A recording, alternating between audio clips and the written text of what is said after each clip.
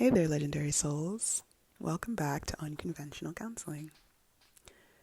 This week, today more specifically, Saturn, retrograde in Pisces, will be conjunct our lunar eclipse in Pisces. Technically, the lunar eclipse was exact yesterday, but the moon is still full and is still in Pisces.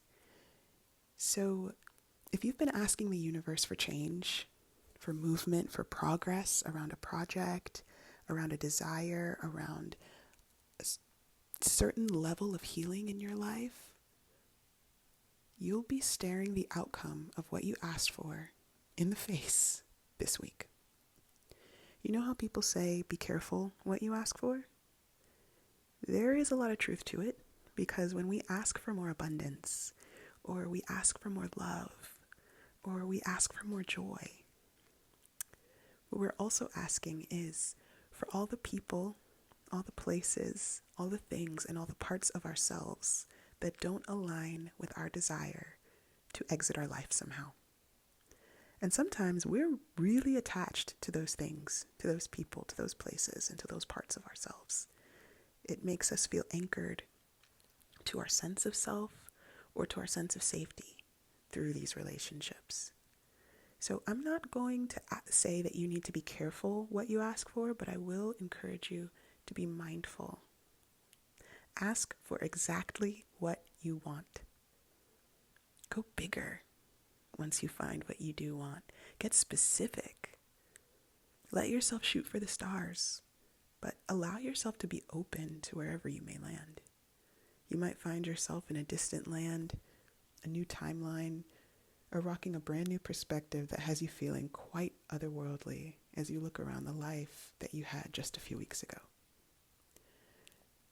So Saturn went retrograde into Pisces on September 1st, just last week, and it will remain there, allowing us to wrap up, revisit, and integrate many of the lessons that we've had around our spirituality, our creativity, our self-expression, our discipline, our empathy, and our energetic boundaries.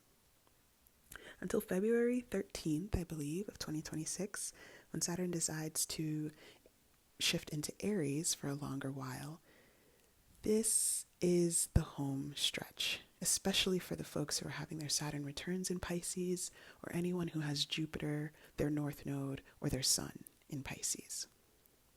This has been a really intense time for y'all, for all of us, but especially for y'all. Today, Saturn retrograde in Pisces is conjunct the moon in Pisces at 29 degrees. This is a foreshadowing of what you will feel like, or what you will have wrapped up, or what you will have learned, or where you will be February 13th of 2026 and beyond. Expect to have major clarity, major breakthroughs, major visions.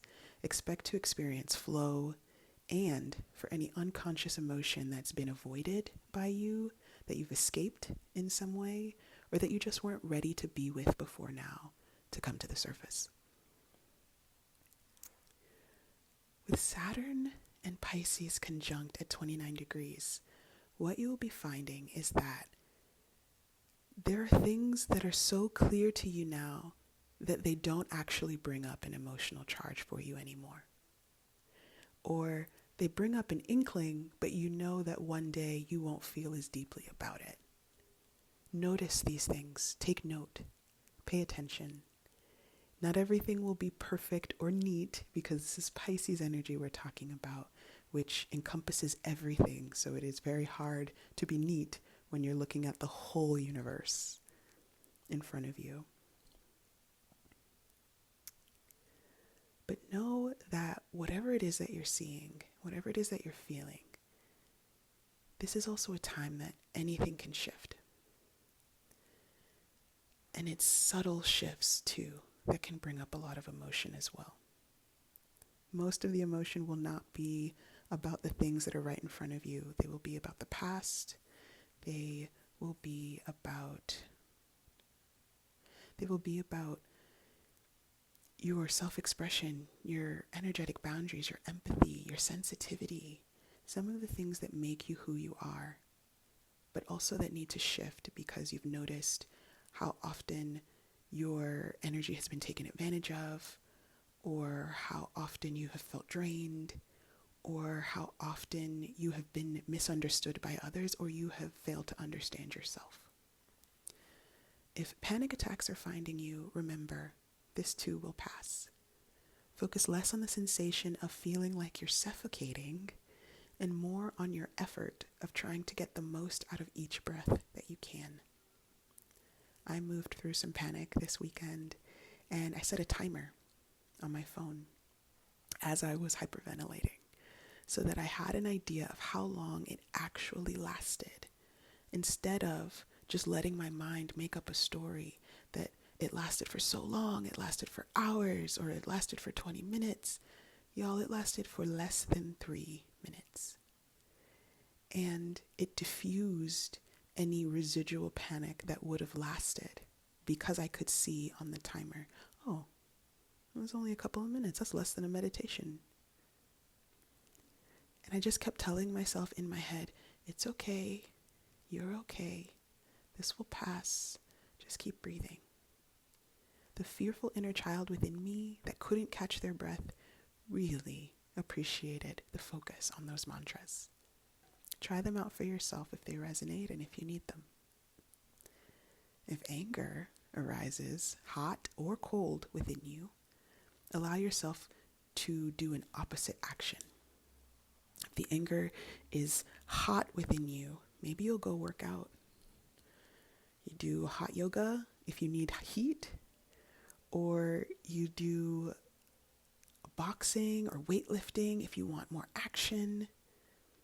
If you're feeling very cold and shut off and detached from others, or maybe even yourself, pamper yourself through self-care. Opposite action. Let the out of control or detached feelings that are consuming you to be channeled into something that is choiceful and constructive towards your muscles growing and stretching, or towards your self-love growing and stretching. There are times that I've been very, very, very angry, and I also moved through some anger this past weekend. And something that I have found to be really funny and like a sign of an act of resistance is when I have found myself being drawn to eating something healthy, something very nutritious, when I've been big mad and I felt like some injustice was going on.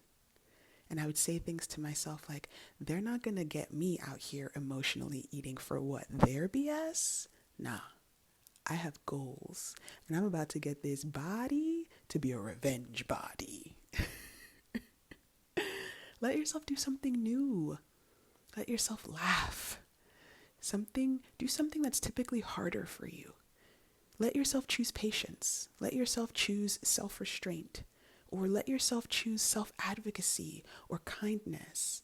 Let yourself choose compassion. Let yourself be the person who chooses to walk away instead of continuing the argument.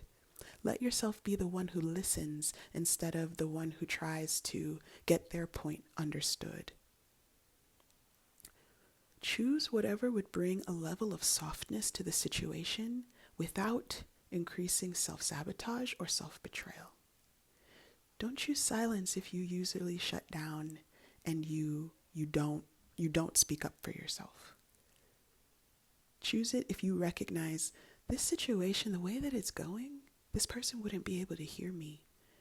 So I'm not shut down. I'm very present. I'm listening to everything, and I'm going to save my breath. That is a very different choice, and it will not lead to self-betrayal. It is a powerful choice. But let yourself be present to the things that you're seeing and the things that you're hearing and the interactions that you're having, because you're going to notice a lot. Saturn and the moon are conjunct Neptune at 1 degree of Aries today, so reality will be glitching in front of you. It will be jumping. You'll be seeing people jumping and glitching, and things will be tesseracting right before your eyes. If you don't know the reference, go watch Ava DuVernay's A Wrinkle in Time, read A Wrinkle in Time, or watch the original. Whimsy is high right now. Go play. Be outside. Let yourself be free from something that feels so restrictive, especially today and this week.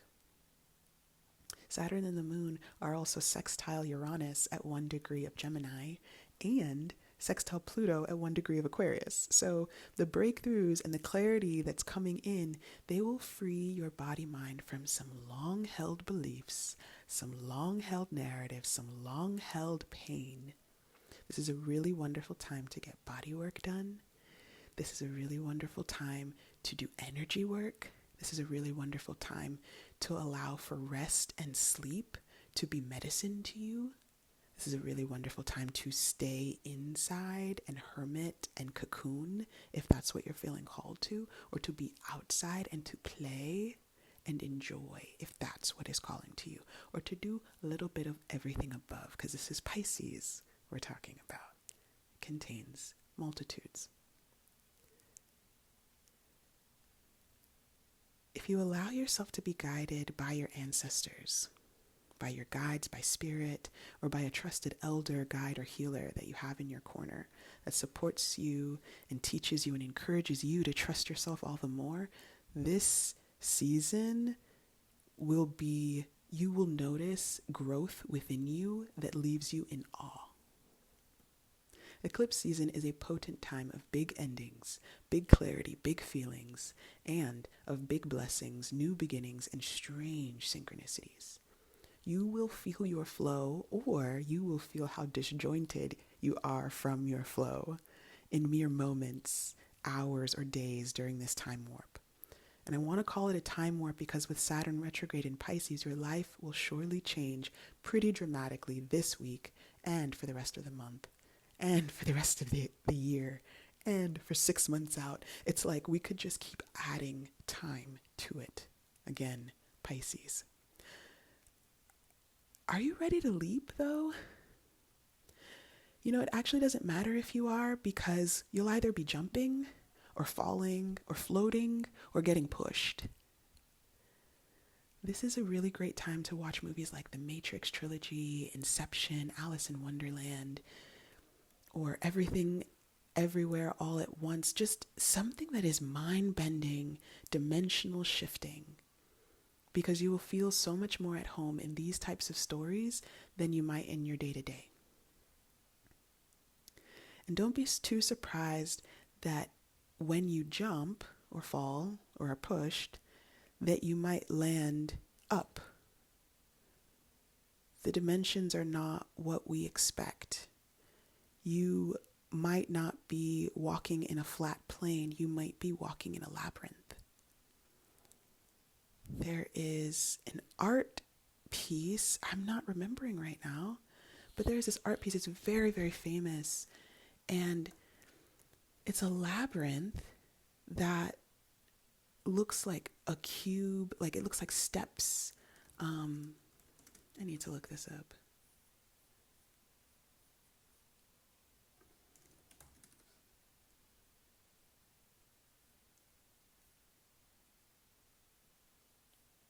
Yes, this is it. I believe it is called Relativity by M.C. Escher. Exactly, this is it. Oh, you're walking down the stairs on the side and you look left and someone is walking up. Go look up Relativity by M.C. Escher, Escher. Just look at the image. And this isn't the only artist who has created something like this, but this particular type of image is exactly what's going to be happening during this time.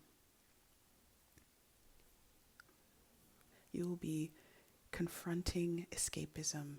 You will be confronting all things that have been obstacles or you've used as self-sabotage or you've used to procrastinate along your own journey things that you've used to express self-doubt towards yourself or to be unkind to yourself, all of those things will be present and you will be able to see through them in a different way.